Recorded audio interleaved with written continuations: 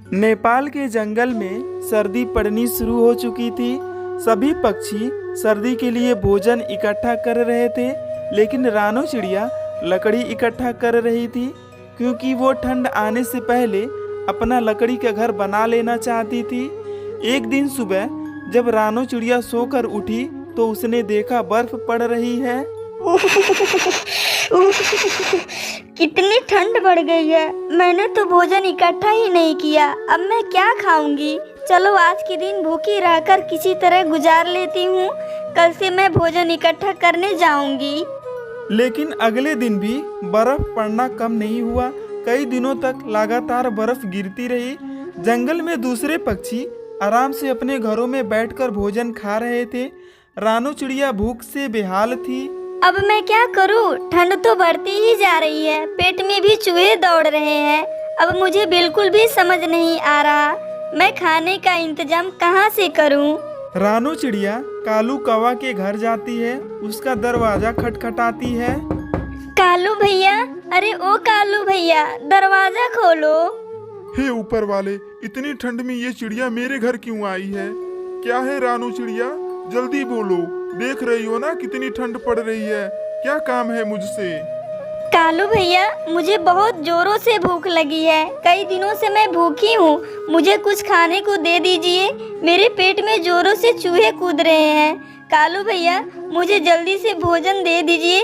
आपने तो बहुत सारा भोजन इकट्ठा किया है। अच्छा, तो तेरी नजर हमारे जमा किए भोजन पर है। तुझे भोजन चाहिए? जाओ भागो यहाँ से, अपना सूखी लकड़ियाँ खाओ। तुमने तो पूरा महीना लकड़ी जमा करने में निकाल दिया।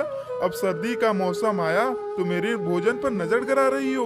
अगर मैं तुम्हें भोजन अपना दे दूंगा तो मैं क्या खाऊंगा? रानो चिड़िया बेचारी उदास हो के वहाँ से चली जाती है। कालू कौवे से उसे यही उम्मीद थी। फिर रानो चिड़िया सीधे मिट्ठू तोता के घर जाती है।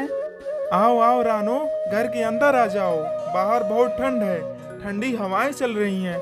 ऐसे ठंड में घर से बाहर क्यों निकली हो रानो चिड़िया, मुझे बताओ। मुझे थोड़ा भोजन दे दो, बहुत जोरे से भूख लगी है। जंगल में कहीं भोजन नहीं मिल रहा है। लेकिन रानो चिड़िया, तुम्हें तो पता है हर ठंड में जंगल में भोजन की कमी हो जाती है। फिर तुमने पहले से भोजन इकट्ठा क्यों नहीं किया? क्या बताऊं मिट्ठू भैया, लकड़ियों को इकट्ठा करने के चक्कर में मैं भोजन इकट्ठा करना भूल गई।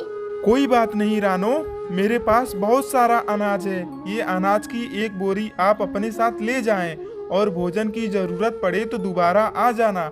और अगली बार लकड़ियों के साथ साथ अनाज भी इकट्ठा करना मत भूलना।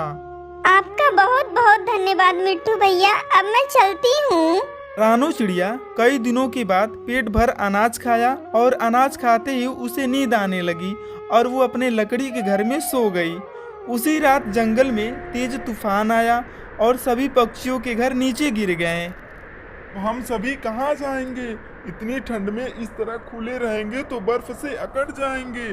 क्या करें, कोई उपाय बताए। मैंने देखा है रानो चिड़िया ने लकड़ियों का मजबूत घर बना लिया है। अब वो आराम से अपने लकड़ी के घर में सो रही है। इस भयंकर तूफान में केवल रानो चिड़िया का घर ही सलामत बचा है। तभी बुलबुल चिड़िया बोल पड़ती है, तो हम सब चलते हैं रानो चिड़िया के लकड़ी के घर में रहने के लिए। नहीं नहीं, वो रानो चिड़िया अपने घर में क्यों रहने देगी? हमने तो उसे भोजन देने में मना कर दिया था जब वो हमारे पास भोजन के लिए मांगने आई थी। वो सभी बातें कर ही रहे थे, तभी रानो चिड़िया वहाँ आ जाती है। कालू भैया, अरे ओ मिट्ठू भैया, आप लोगों को चिंता करने की कोई जरूरत नहीं। जैसे मुझे पता चला कि आप लोगों का घर तूफान में उड़ गया, मैं आप सबको लेने के लिए आई हूँ। मेरे लकड़ी के घर में बहुत जगह है, सब आराम से रह सकते हैं और मेरा लकड़ी का घर अंदर से बहुत गर्म है। आप लोगों को ठंड में कोई दिक्कत नहीं होगी। आप सब मेरे साथ मेरे घर में चलें। फिर सभी रानो चिड़िया के लकड़ी के घर में आ जाते हैं और पूरी ठंड में रानो चिड़िया के घर में हंसी खुशी गुजारे। मुझे माफ कर दो रानो बहन, मैंने तुम्हारी मदद नहीं किया, मैं बहुत सेल्फिश हो गया था। कोई बात नहीं कालू भाई, हर किसी से कुछ न कुछ गलती हो जाती है।